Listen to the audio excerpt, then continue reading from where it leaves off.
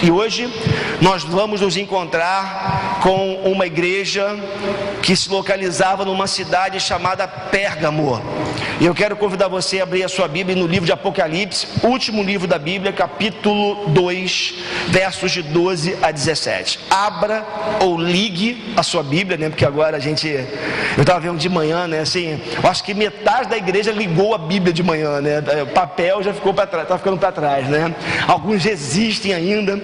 Não esqueço uma moça que me viu uma vez pregando na igreja e foi embora. Eu falei, nessa igreja eu não fico, porque o pastor não usa a Bíblia, ele usa iPad, né? Eu falei, querida, vai em paz, né? Deus te abençoe, né? Mas, enfim, vale a pena. Ligue a sua Bíblia aí, ou abra a sua Bíblia. Nós não temos na projeção hoje, Apocalipse capítulo 2, versos de 12 a 17. Vou dar um tempinho para você ligar, né? Para você abrir aí no livro, no texto que nós vamos ler. Livro de Apocalipse, capítulo 2.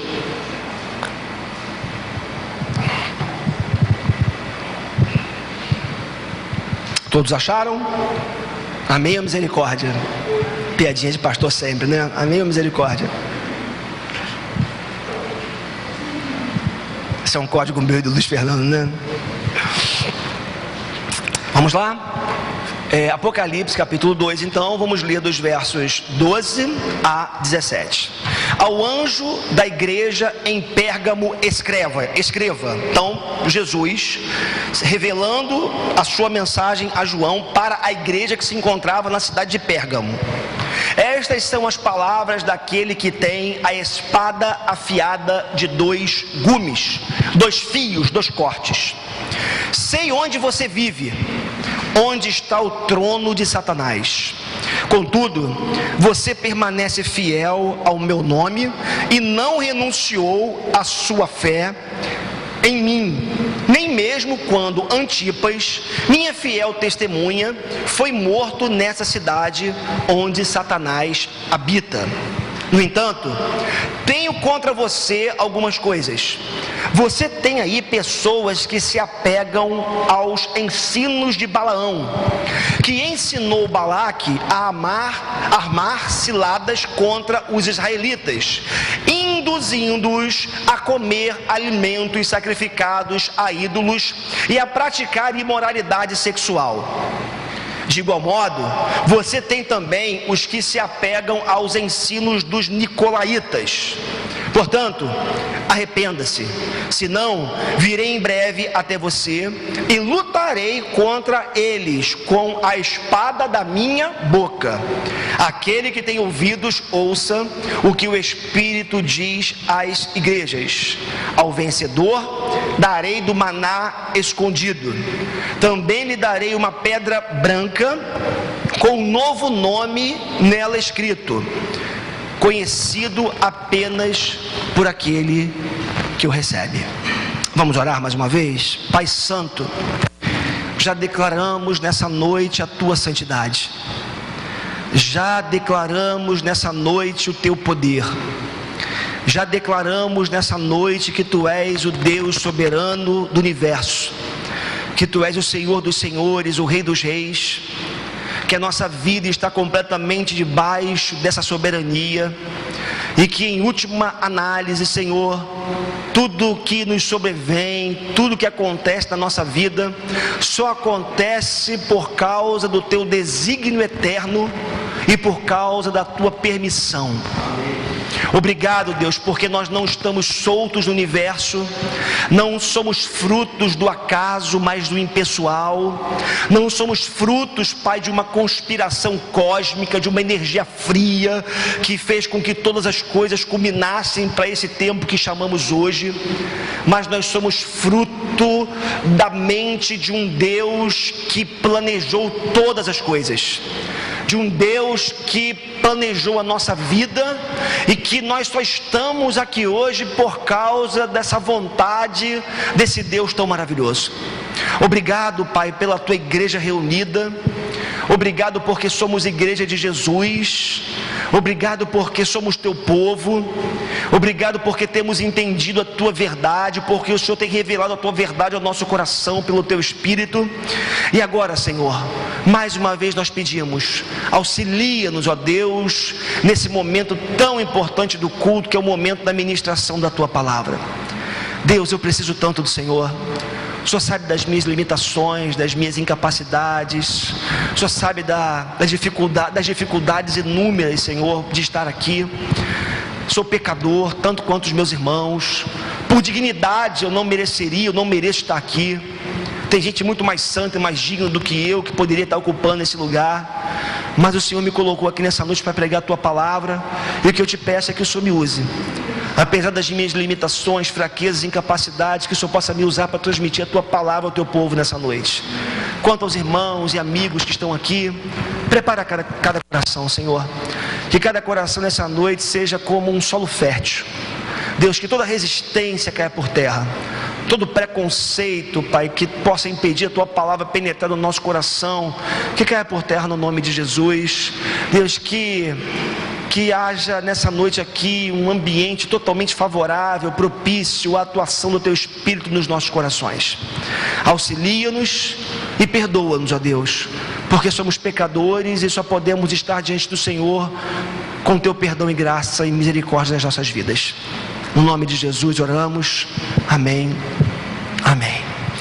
Então, queridos, hoje falando aqui sobre a igreja que se localizava na cidade de Pérgamo, apenas para você entender um pouquinho do contexto daquele lugar, é importante que eu diga para vocês nessa noite que Pérgamo foi uma cidade muito influente, né? Se Éfeso, a primeira cidade que nós vimos aqui, se Éfeso ela se constituía a cidade principal daquela região chamada Ásia Menor, Pérgamo não ficava muito atrás, porque Pérgamo havia sido escolhida como uma espécie de capital da Ásia Menor.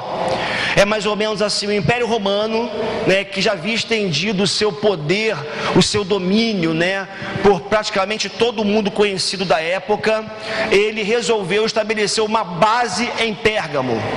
Uma base de decisões políticas em Pérgamo. Então, é claro que o centro do Império Romano, né, Roma estava lá, era central, mas no que diz respeito à Ásia Menor, as decisões que eram tomadas naquele lugar, o imperador de então decidiu estabelecer Pérgamo como sendo essa capital daquela região onde essas decisões elas eram tomadas. Muito importante ressaltar também que em Pérgamo havia ali a segunda maior biblioteca do mundo antigo, perdendo apenas para a biblioteca que se encontrava na cidade de Alexandria, que era a maior biblioteca que existia.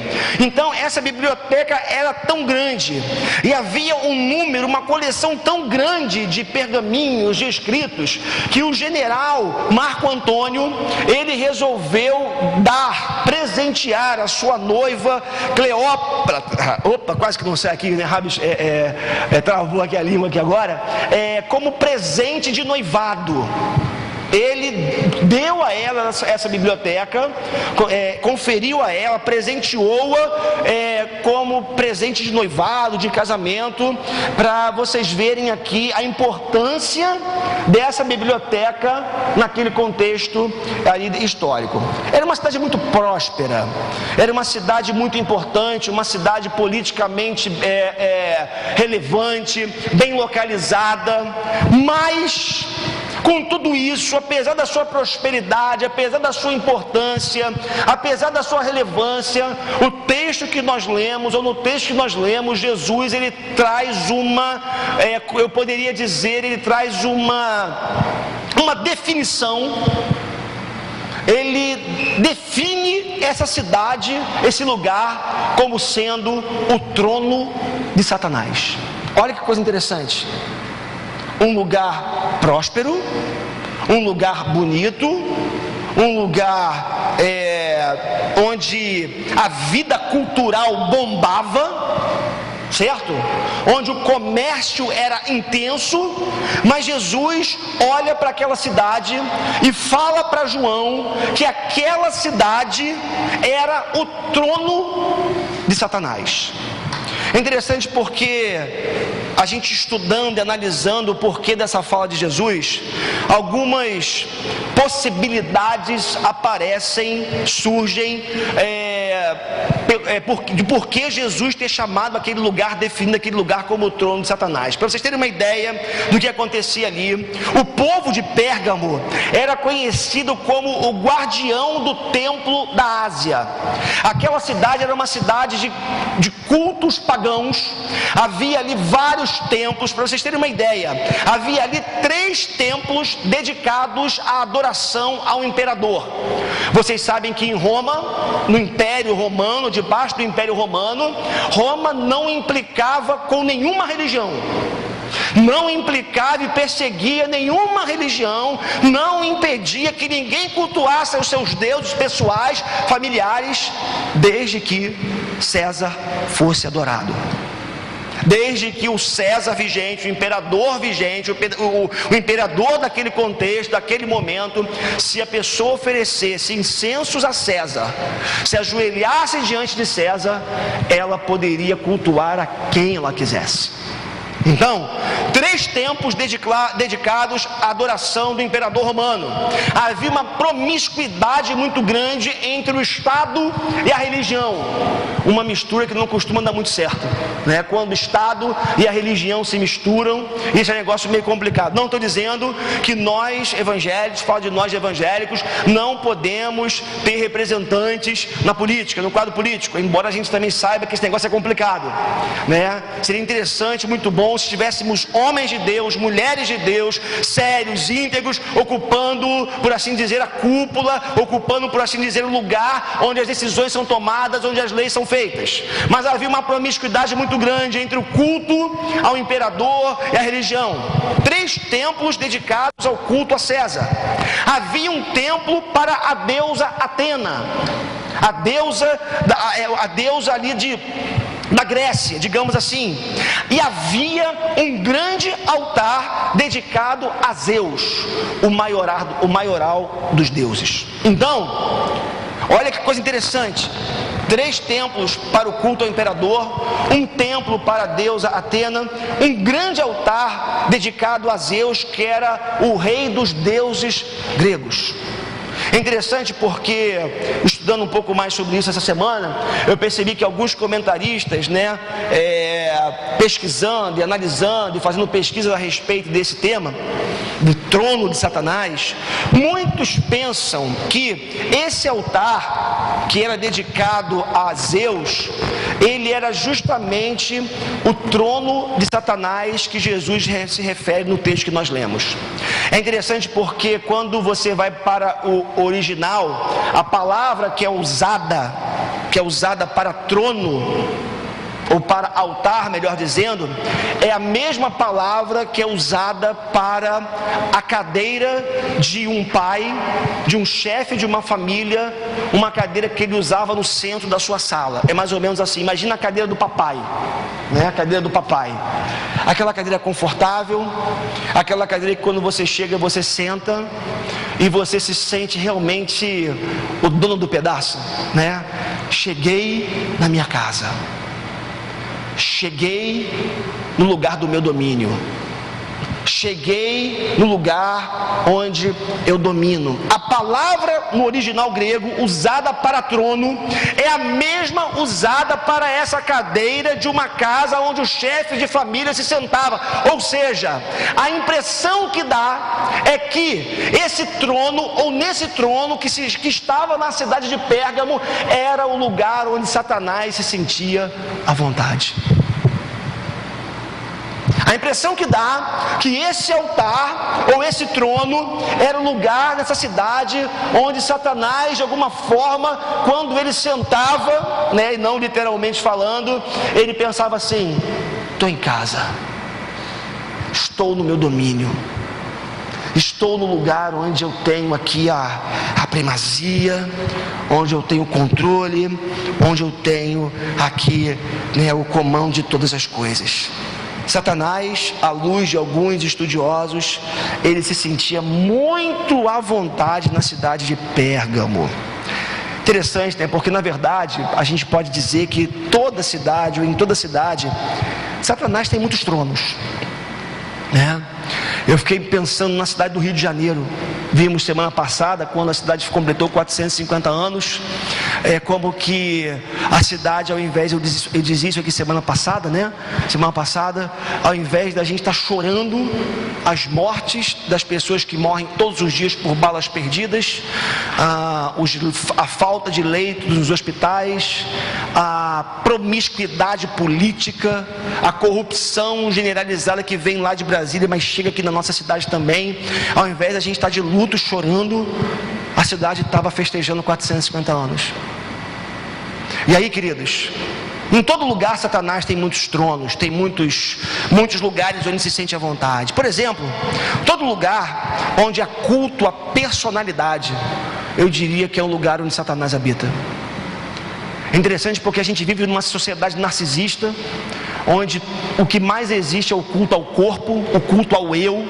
E eu ouso afirmar nessa manhã, ou nessa noite, que toda vez que uma personalidade ou o eu de alguma forma, ele é exaltado ou ele é cultuado, ali existe um trono de Satanás.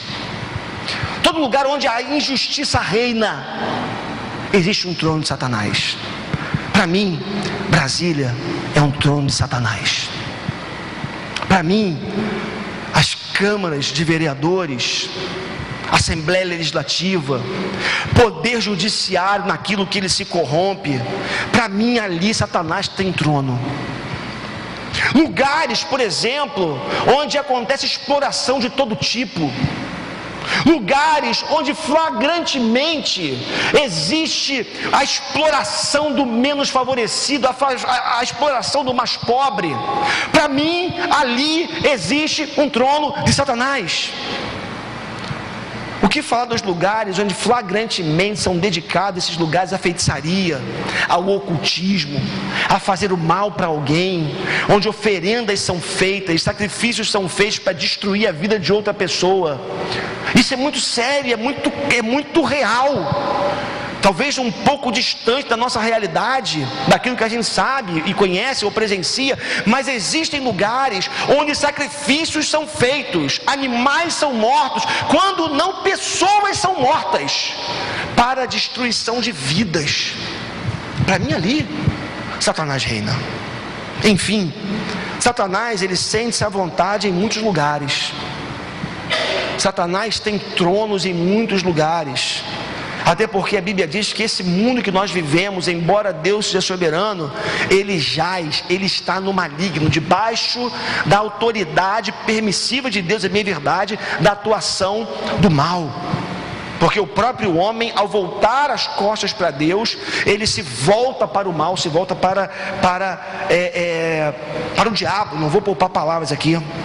Agora, é interessante porque naquela cidade de Pérgamo, além dos templos que haviam ali, existia também um lugar que era uma espécie de centro de cura holística, um centro de cura integral chamado Asclepion, que era na verdade um templo também, onde acontecia ali a adoração ao deus Asclépio.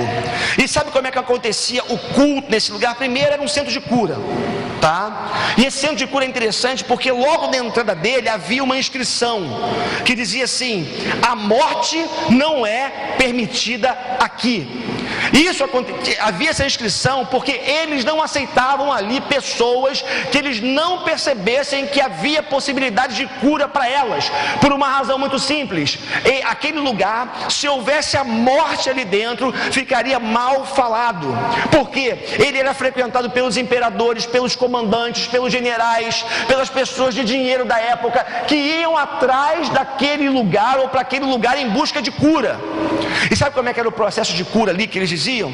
Era mais ou menos assim: o sujeito chegava lá e ele tomava uma espécie de alucinógeno, né? Uma droga, e ele dormia. E acreditava-se que enquanto ele dormia, serpentes, o deus serpente, que era o Asclépio, visitava essa pessoa de noite, dando a ela um diagnóstico, mostrando para ela qual a doença que ela tinha. Então o deus Asclépio se revelava em forma de serpente para essa pessoa, mostrando qual era a sua enfermidade, ok? E ao mostrar a enfermidade, mostrava os caminhos de cura para que aquela pessoa pudesse ficar boa.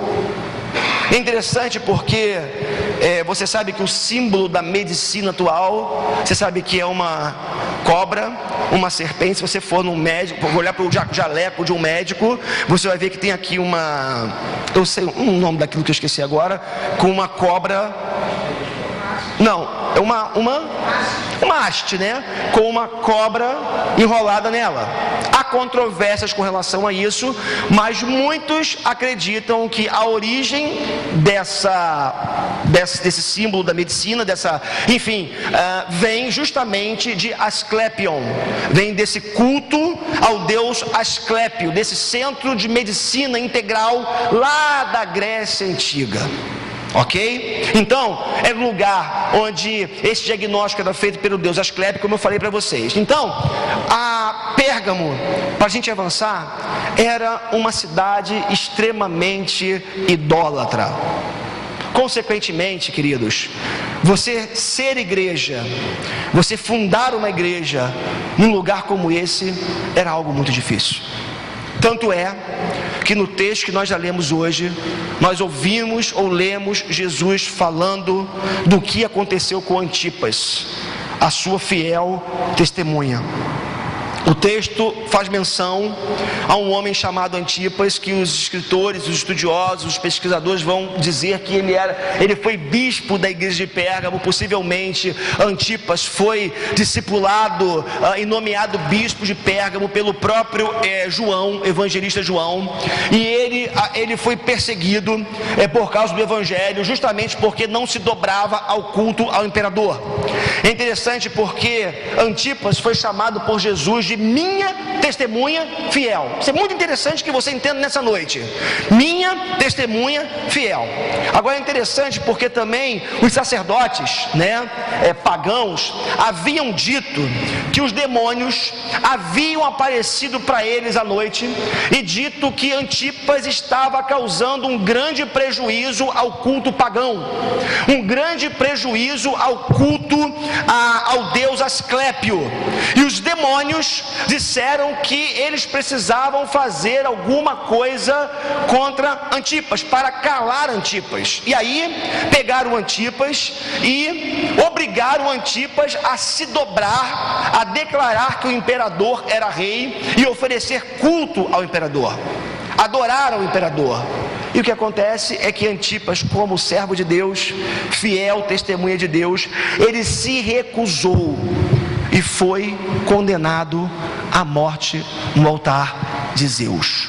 Antipas foi levado para o alto do altar, para o topo do altar. Nesse altar havia um touro oco por dentro, de bronze, em chamas. E esse touro tinha uma coisa interessante nele, é que na sua cabeça ele tinha uns tubos que amplificavam o som de dentro, que acontecia dentro dele.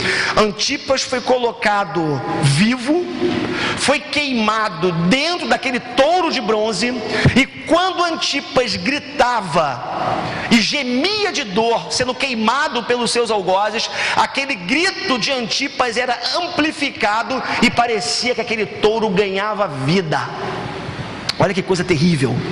O touro, localizado no altar de Zeus, um sacrifício humano acontecido, simbolizava, ou para aquelas pessoas era como se aquele touro ganhasse vida. E ali dentro a história diz que Antipas morre orando pela sua igreja e pela sua cidade, gritando, gemendo, o som amplificado, e Antipas morrendo ali. Queridos, Antipas para mim foi uma pessoa, viveu no tempo e no espaço, mas para Para mim também, para mim não, para a história revela isso, mas para mim, Antipas é uma representação, ou deveria ser uma representação de todo cristão, por uma razão muito simples. O nome Antipas vem da associação de duas palavras: anti, que significa contra, e tipas no grego, que significa todos. O nome Antipas sugere alguém que era contra todos, todo aquele sistema corrupto, contra todo aquele sistema idólatra, contra todo aquele sistema caído.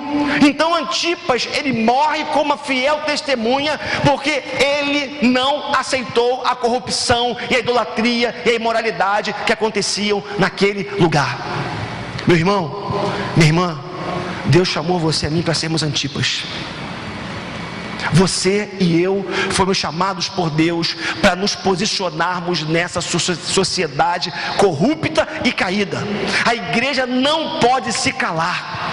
Ontem eu estava na passeata. Quem fala aqui é alguém que nunca participou de uma passeata, que participou pela primeira vez ontem. Saímos aqui. Então isso significa dizer que eu não posso julgar quem não participou e quem não participa. Parte desse pressuposto. Saímos daqui, passamos na frente de uma igreja, que não vem o caso aqui agora. Passamos ali na porta e ao som do coro, todo mundo cantando: vem pra rua, vem. Pedimos ontem paz para a freguesia. Passamos na porta de uma igreja.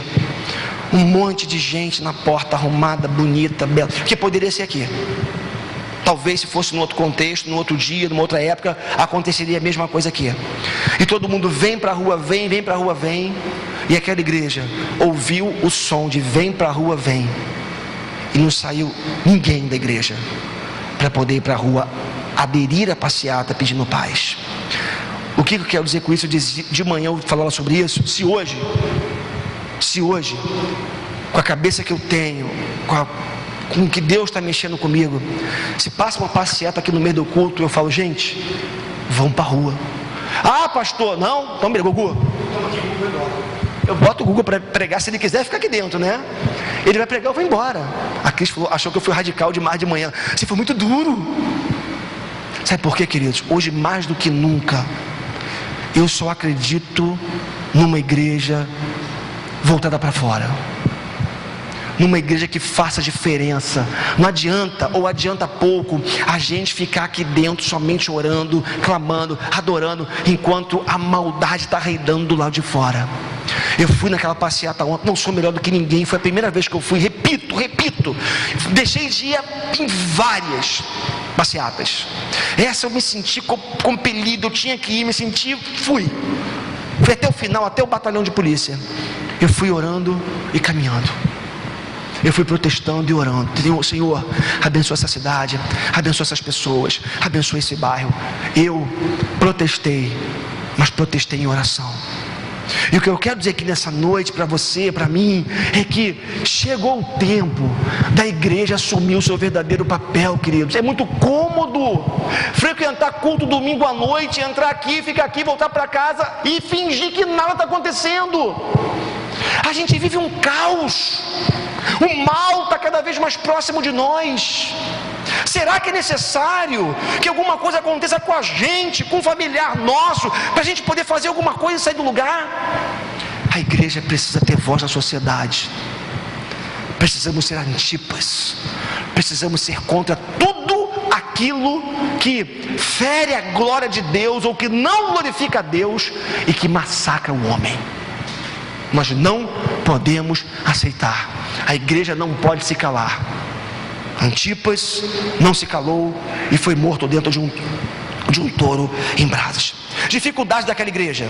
Aquela igreja passou por algumas dificuldades. O verso 13 fala assim: sei onde você vive. Estou no capítulo 2 de Apocalipse. Eu sei onde você vive. Onde está o trono de Satanás? Então, é óbvio, aquela igreja passava grande dificuldade porque não se dobrava não se dobrava diante do trono de Satanás, e vimos as inúmeras possibilidades aqui, o culto aos vários deuses, o culto ao deus Asclepion, tantas possibilidades que podem aqui ser consideradas como sendo a causa de Jesus ter chamado aquele lugar de trono de Satanás. Jesus fala: eu sei onde vocês habitam num lugar onde o mal está reinando, onde a perversidade é real. Qualquer semelhança não terá sido mera coincidência com os nossos dias e com o local que nós vivemos. É interessante porque aquela igreja procurou se estabelecer num local onde a geopolítica realmente era complicada. Imagina, culto ao imperador, templo a vários deuses, mas ali uma igreja nasceu. Que coisa maravilhosa, né? Possivelmente os líderes daquela igreja nascente pensaram na promessa de Jesus, ou nas palavras de Jesus, quando disse que o diabo não pode prevalecer contra a igreja de Jesus. E quando Jesus diz que as portas do inferno não prevaleceriam contra a sua igreja, Jesus faz um elogio para aquela igreja, irmãos. Você permanece fiel ao meu nome. Então no verso 13, você permanece fiel ao meu nome e não renunciou à sua fé em mim, nem mesmo quando Antipas, minha fiel testemunha, foi morto nessa cidade onde Satanás habita. Olha o que Jesus está dizendo para aquela igreja: o pau está quebrando, desculpa a expressão, o bicho está pegando, perseguição para todo lado, mas eu preciso fazer um elogio a vocês. Vocês se mantiveram fiéis. Vocês não negaram o meu nome, vocês não negaram a minha palavra, vocês se mantiveram firmes. É interessante porque apesar de toda a pressão, aquela foi uma igreja que manteve-se de fé, não negando o nome de Cristo. Existem muitas maneiras pelas quais nós podemos negar o nome de Cristo. Podemos negar o nome de Cristo literalmente, que era algo que poderia acontecer com aqueles irmãos, e que em alguns contextos, ainda hoje, onde igrejas são perseguidas, sobretudo aí em países muçulmanos, né, onde o sujeito fala assim: ou você nega Cristo, ou você é morto, é degolado, é decapitado. E o sujeito, às vezes com medo, pânico, vê seu filho morrendo, ele fala: eu nego a Cristo. Isso pode acontecer literalmente falando. Então, a negação de Jesus pode ser literal. Agora, existe uma outra forma de você negar a Cristo, que é você deturpar os ensinamentos da palavra de Deus, e ainda não viver a verdade revelada. Nós negamos a Cristo, literalmente falando. Isso acontece muito em tempos de perseguição, com algumas pessoas, que isso pode vir a acontecer. Podemos negar a Cristo deturpando a sua palavra revelada, a Bíblia, ou seja, interpretando segundo a nossa conveniência. Ou nós podemos negar não deturpando a palavra, mas flagrantemente indo de encontro contra aquilo que ela ensina e não aplicando na nossa vida. Todas essas são maneiras, digamos assim, de se negar a Jesus. Agora, eles resistiram à perseguição e à morte, queridos. Isso é muito interessante.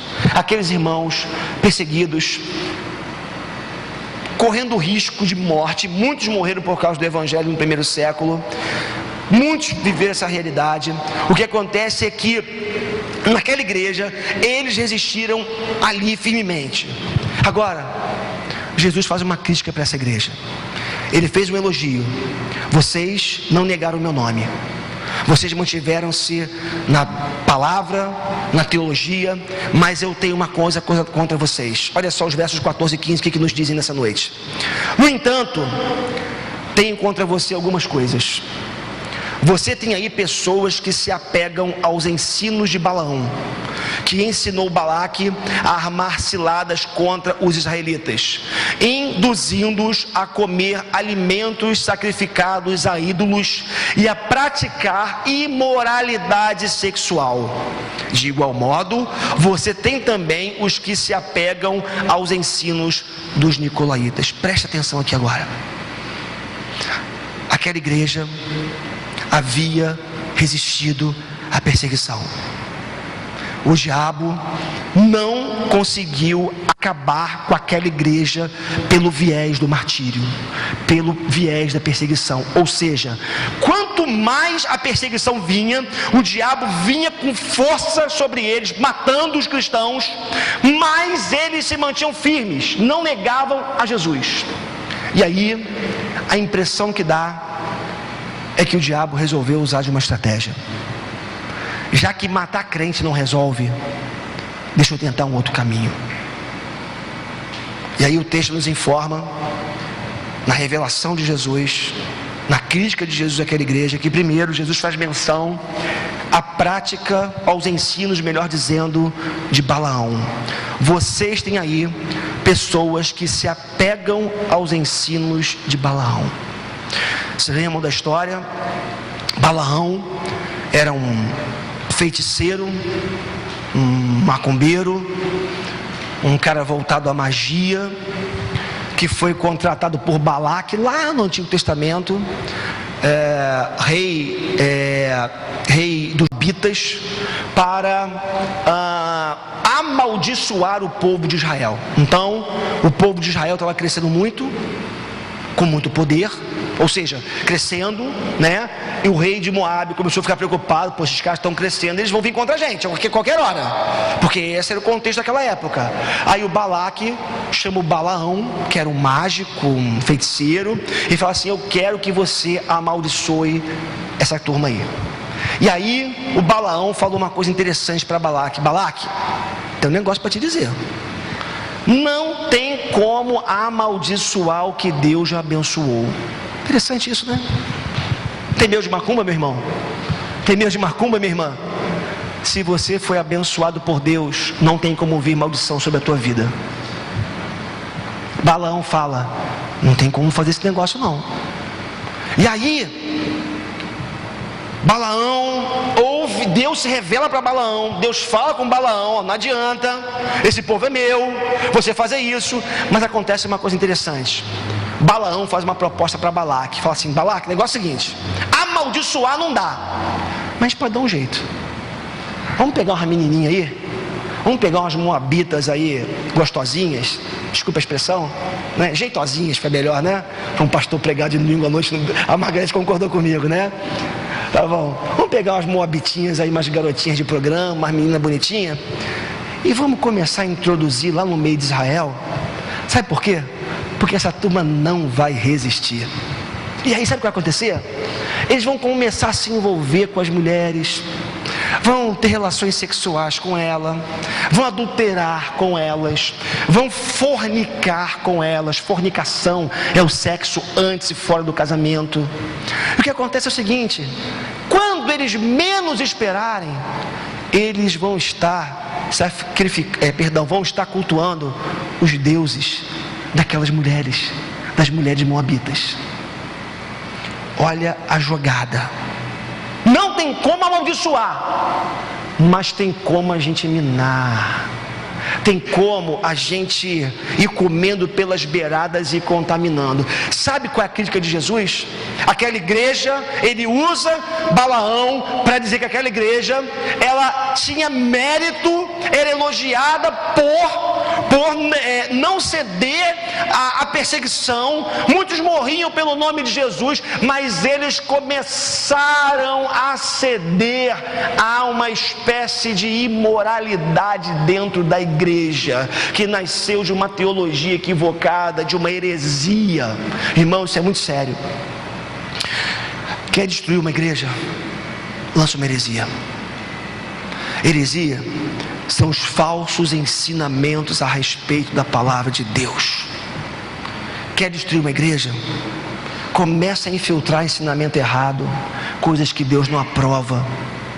Começa a aceitar práticas que Deus não aceita. Interessante que ele fala das moabitas, né? Das práticas de Balaão, mas ele faz menção também às práticas dos nicolaítas. Os nicolaítas, alguns vão dizer que Nicolau, ele foi aquele diácono, né, do início da igreja, né, que foi eleito em um dos diáconos do início da igreja, mas que muito cedo ainda se desviou da doutrina dos apóstolos. E o Nicolau, ele criou uma outra heresia, dizendo o seguinte: que aquilo que você faz com o corpo não afeta a alma. É mais ou menos assim. Você pode transar com quem você quiser, porque o que você faz com o corpo, Deus não está nem aí. tem aquela igreja ridícula, tal igreja que não é igreja, aquela seita ridícula, 666, né? É um cara que se diz o Cristo encarnado, José Luiz das quantas, né? Tem aquilo, crescendo em graça. E ele, nessa igreja é pregado isso. Eu falei isso aqui outro dia, né? Nessa igreja, não é igreja, é uma seita. Ele se diz Jesus Cristo encarnado, é uma reencarnação de Jesus. Tem uma série de seguidores. Eles tatuam o número 666 no corpo, no carro, uma loucura, uma viagem. E aí eu ouvi esses dias um dos membros da igreja falando o seguinte: o que você faz com o teu corpo não tem problema. Você pode transar com quem você quiser, você pode adulterar, não existe pecado. Aí a tese é a seguinte: não existe pecado. Faça o que você quiser com o seu corpo. E aí, nessa doutrina dos nicolaítas, o que envolvia é o seguinte: o que você faz com o seu corpo não afeta a sua alma. Deus não está preocupado com as suas práticas sexuais, não está preocupado com a sua orientação sexual, com a sua escolha sexual. Deus não está preocupado se você tem relação com um, com dois, se você transa fora do casamento, no casamento. Deus não está nem aí para isso. Essa era a prática dos nicolaítas. Olha o que acontecia com aquela igreja. Ela resistiu à perseguição, mas ela começou a ceder a duas heresias que produziram duas práticas complicadas na igreja. Irmãos, deixa eu dizer uma coisa para vocês, e eu preciso de muita graça para dizer isso aqui agora. Essa semana eu estava no Facebook. A Cris diz que eu estou viciado no Facebook. Eu acho que eu estou, eu confesso. Eu confessei, gostou, né? Que eu sempre neguei, hoje eu confessei. Eu estou lá, eu tenho atualizado mais o Facebook da igreja. E aí apareceu um vídeo lá de uma coisa linda, maravilhosa. Não sei quem recebeu aquele vídeo. Uma tela grande e pessoas, como se fosse assim, como se fosse uma tela de raio-x, e pessoas se abraçando, beijando por trás dessa tela, mas por trás só aparecia o esqueleto da pessoa, né? Quando a pessoa saía de trás da tela, mostrava o quê? Que eram duas mulheres que haviam se beijado, que era um homem e uma mulher, que era um casal heterossexual, era um senhor e uma senhorinha, depois apareceu outro casal homossexual. Aí eu fiz lá um texto, escrevi a minha posição a respeito daquilo. Depois você pode procurar no Facebook lá, tá? E aí, queridos, uma menina que eu vi crescer, que eu acompanhei, que eu posso dizer que eu pastoreei, se levantou. E ela é da mesma igreja de uma outra menina que já se declarou homossexual, tá? E que assumidamente namora uma menina, enfim. Eu argumentei, ela falou, eu contra-argumentei, entrou uma garota que eu não conhecia, metendo pau em mim também. Aí eu falei, bom, vou parar por aqui, eu vou procurá-la pessoalmente para conversar sobre isso. Falei para ela que era na verdade a posição bíblica, mostrei para ela a Bíblia, foi da palavra de Deus, papapá. E aí, queridos, eu fiquei preocupado com uma coisa. Eu conheço o pastor dela. E a impressão que eu tenho é que essa igreja, ela está caminhando por uma permissividade no que diz respeito à questão sexual. O discurso dela, a fala dela, foi a fala do seu pastor que eu já ouvi algumas vezes. E eu tomei uma decisão. Eu vou procurar esse pastor, que eu tenho uma relação com ele, vou conversar com ele, vou apontar a palavra de Deus para ele e vou dizer para ele uma coisa. Cara, a palavra de Deus diz isso, eu creio nisso, mas eu quero ouvi-lo. Se ele confirmar o que eu acho que ele vai confirmar, eu vou romper com ele. É sério, é duro o que eu estou dizendo. Eu vou romper com ele. Por uma razão muito simples. A Bíblia é clara. A Bíblia diz que nós temos que ter relação com todo mundo, com as pessoas, relação de amizade, estarmos com todo mundo, amarmos as pessoas. Mas a Bíblia diz que nós temos que fugir daqueles que deturpam a palavra. E me doeu o coração ver essa menina que eu vi temendo a Deus, amando a Deus, lendo a palavra, chorando, orando, defendendo o que Deus condena. Queridos, tem uma coisa contra você. Você permite, Você tem aí pessoas que se apegam aos ensinos de Balaão, que ensinou Balaque a armar ciladas contra os israelitas, induzindo-os a comer alimentos sacrificados a ídolos e a praticar imoralidade sexual. De igual modo, você tem também os que se apegam aos ensinos dos nicolaítas. Queridos, eu quero avançar, caminhar para o final. Jesus vai dizer o seguinte para aquela igreja: eu tenho uma cura para você. Só um parênteses antes disso, um parênteses aqui. Quem caminha comigo sabe que eu não sou moralista. Eu não sou moralista.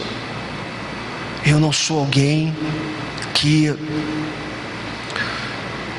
persegue homossexual, que discrimina. Eu tenho uma coisa que a Cris até falava aqui no encontro de casais, que é uma característica minha.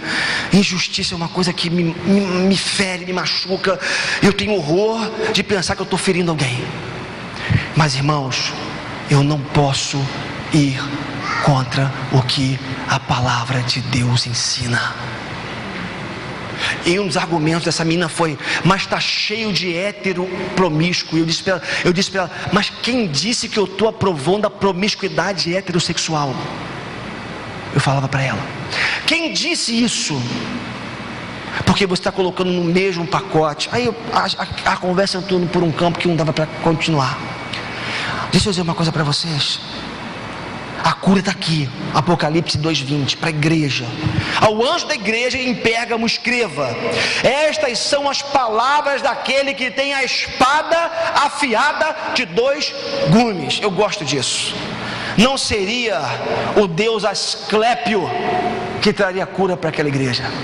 Não seria intervenção feita por um demônio, por um espírito de serpente que traria o diagnóstico e a cura para aquela igreja, mas seria aquele que tem um bisturi afiado, que, como a palavra diz, funciona como uma espada de 2 gumes, ou seja, uma espada que penetra no íntimo do nosso ser, cortando, revelando, discernindo, separando o que é certo e o que é errado, por uma razão muito simples, irmãos. Se tem uma coisa que pode trazer cura para a minha vida e para a sua vida, é a palavra de Deus.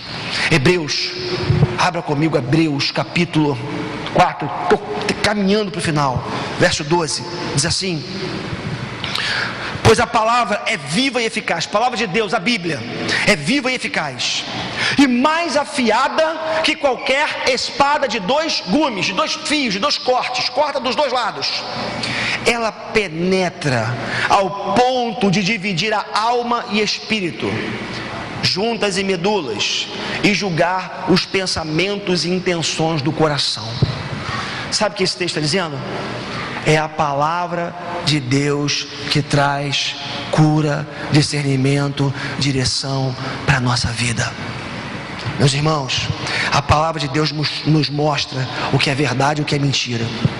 A palavra de Deus nos ensina a respeito do verdadeiro culto a Deus. A palavra de Deus também nos diz, nos mostra as práticas que Deus aceita e as práticas que Deus não aceita. Eu vou dizer uma coisa para vocês aqui.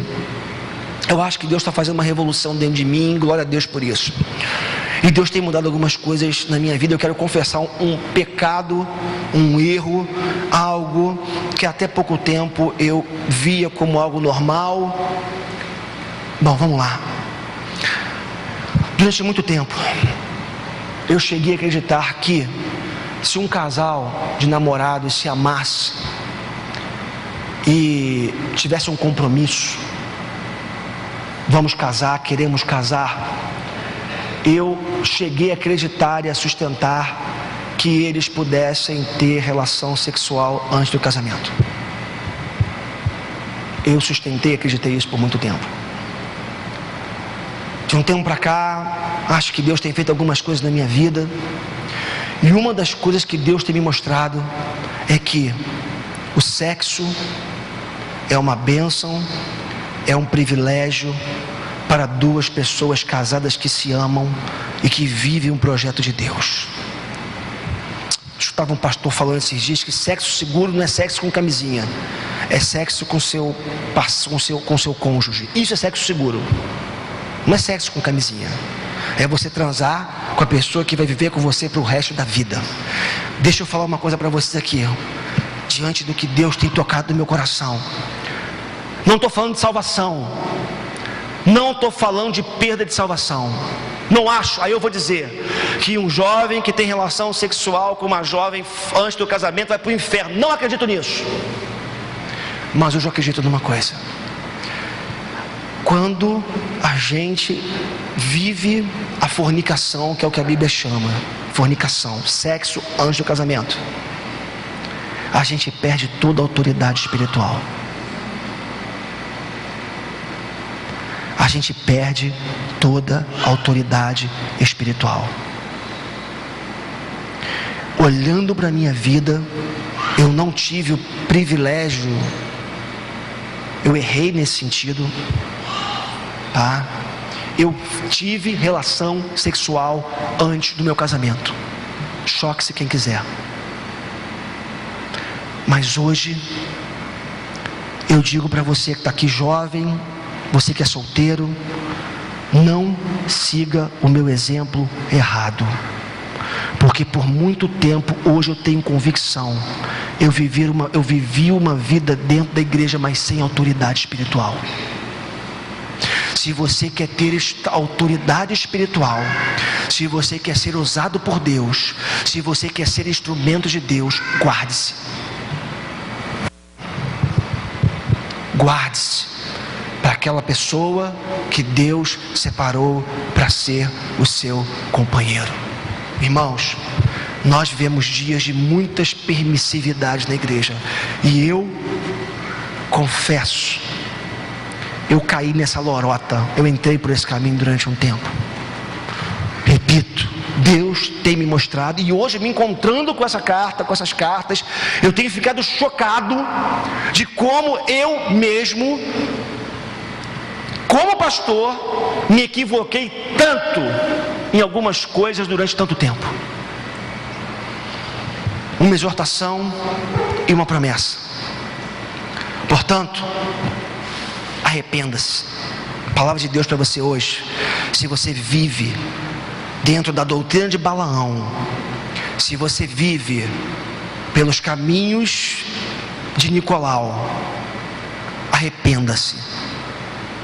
Portanto, versos 16 e 17, arrependa-se. Se não, isso aqui para mim é muito sério, e eu não quero incorrer nisso mais na minha vida. Se não, virei em breve até você, e lutarei contra eles com a espada da minha boca. Aqueles que têm ouvidos, ouçam o que o Espírito diz às igrejas. Ao vencedor darei o maná escondido, também lhe darei uma pedra branca com um novo nome nele inscrito, conhecido apenas por aquele que o recebe. A exortação é clara: aquele que tem ouvidos para ouvir, ouça o que o Espírito diz à igreja. Irmão, irmã, não se trata apenas de você usar a sua orelha, o seu ouvido, o seu órgão sensorial, para poder ouvir o que eu estou falando aqui nessa noite. Ouvir aqui é muito mais profundo. É você parar, observar o que está sendo falado, se humilhar diante da palavra de Deus e decidir no seu coração submeter-se a essa palavra. Aquele que tem ouvidos, ouça o que o Espírito diz às igrejas, é a primeira exortação. E a segunda é: arrependa-se. Arrepender é voltar. Arrepender é ter a mente mudada. Arrepender nasce do reconhecimento do pecado. Arrependimento é fundamental no início da caminhada, mas é fundamental ao longo dela. Nós nos arrependemos quando nos encontramos com Cristo das coisas passadas, mas continuamos caminhando de joelhos ao longo de toda a nossa trajetória cristã, reconhecendo os nossos erros e pecados. Arrependa-se, volte atrás, é tempo de voltar atrás. Jesus faz uma ameaça, não sou eu, é o próprio Jesus: se não, virei em breve até você e lutarei contra eles com a espada da minha boca. Jesus está dizendo que essa condenação seria sobre aqueles que continuassem praticando tais coisas. Irmãos, isso aqui não é Antigo Testamento. Porque está no Antigo Testamento, lá era outra dispensação. É Jesus falando. São as últimas palavras de Jesus. Arrependa-se, senão eu virei. Jesus está falando nessa noite. Eu virei, ele diz, e lutarei contra eles com a espada da minha boca. A espada da minha boca é a ideia de julgamento. Eu julgarei aqueles que continuarem nessas práticas imorais que eu reprovo dentro da igreja. Essa era a ameaça.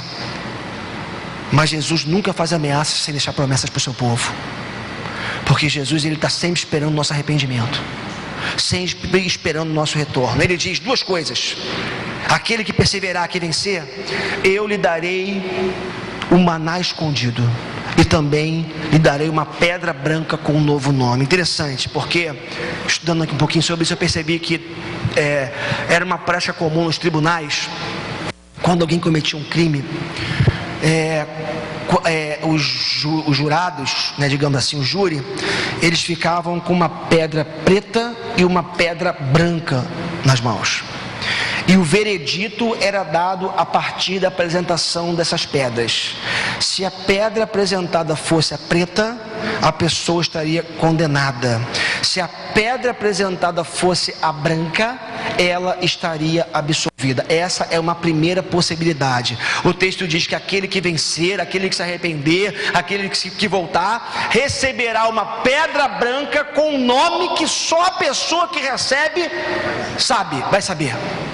Isso significa dizer também que, no final de tudo, pela graça de Deus, pela misericórdia de Deus, nós seremos absolvidos pela sua graça. E uma vez absolvidos, tudo aquilo que fazia parte da nossa identidade, que não glorificava a Deus, vai desaparecer. E na verdade, nós receberemos um novo nome. Nome é interessante na Bíblia porque tem a ver com identidade, Quando alguém se encontrava com Cristo ou com Deus ao longo da sua vida, o seu nome era mudado. Ele recebeu um novo nome. O que a Bíblia está dizendo é que aqueles que perseverarem, se arrependerem, voltarem, reconhecerem o seu erro, se mantiverem firmes, receberão uma pedra branca, que pode ser uma pedra de absolvição, se essa for uma interpretação correta. E nessa pedra, um nome que só Deus e você vão saber naquele dia, simbolizando que você será de fato uma nova criatura por completo para Deus. Receberá uma nova identidade de Deus. Agora, tinha uma outra possibilidade para essas pedras. Alguns comentaristas vão dizer que era comum também que quando uma pessoa recebia, dentro daquele contexto, um convidado na sua casa, um estrangeiro, ele vinha, passava alguns dias na sua casa, no final daquele tempo de comunhão, esse anfitrião pegava a pedra, quebrava a pedra e dava metade da pedra para aquele convidado. Olha que coisa bonita. Para quê? Para que, se um dia ele precisasse voltar, ou não ele, algum familiar dele precisasse passar por aquela estrada e ser acolhido, ele viria trazendo aquela pedra e apresentaria aquela pedra para aquele anfitrião. E quando aquele anfitrião colocasse uma pedra com a outra, encaixasse, significava que aquela pessoa também era bem-vinda na sua casa. Então, numa outra interpretação, nós podemos entender por essa pedra branca o seguinte: que nós, irmãos, sempre somos bem-vindos na casa de Deus. Que Deus tem prazer em nós, tem prazer em nos receber, tem prazer em nos ter de volta, tem prazer em estar conosco. Agora, para isso, é fundamental, é necessário que a gente entenda que Deus tem preceitos, que Deus tem vontade, que Deus tem parâmetros, e que a vontade de Deus sempre é boa, perfeita e agradável. Termino de fato dizendo que o diabo, o adversário, é também o enganador. Precisamos estar atentos para não sermos enganados. Precisamos de uma boa e sólida teologia, pois muitas vezes O diabo entra na igreja e entra na nossa vida através de falsos ensinamentos. E vou dizer uma coisa para vocês aqui. Nenhuma heresia ruim. Em que sentido? Nenhuma heresia traz desconforto. Ela vem ao encontro dos nossos anseios. O problema da heresia é esse. É que ele vem suprindo algumas coisas que estão dentro da gente. Algumas demandas, alguns sentimentos, algumas necessidades. E a gente olha para aquilo. Uma coisa que eu falo com a Cris lá em casa, lendo o discurso daquela menina. Um mínimo de conhecimento de Deus, associado a uma grande inteligência, mas ao mesmo tempo associado a uma tentativa ou necessidade de viver uma libertinagem, não sei se essa é a melhor expressão, enfim, tem uma capacidade muito grande de convencer um monte de gente. Porque algumas heresias aparecem como verdades maravilhosas, lindas, comoventes, mas que à luz do que vimos hoje, são laços de Deus, são laços do diabo, laços do diabo, para nos prenderem e para que nós vivamos uma vida aquém da que Deus deseja para a nossa vida. Queridos, vamos ficar em pé.